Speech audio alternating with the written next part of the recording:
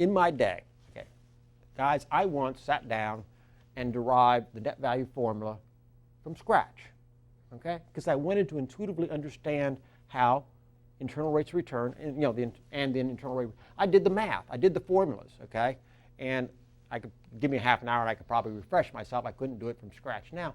But I am scared how many people sit there with their little calculators and punch in the numbers, and when they miscalculate it doesn't make intuitive sense to them, so they don't know it's wrong. They don't have an intuitive understanding of the numbers.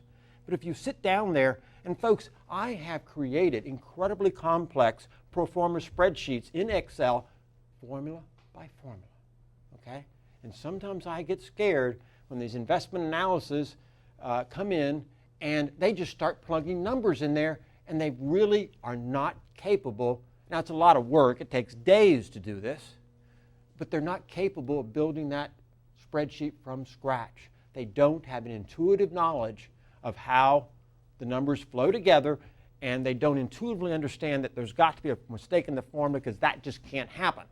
I mean, if it's out to the 10th, you'll miss it, but if it's a material mistake, you ought to be able to catch it, that there's no way this input could create this output.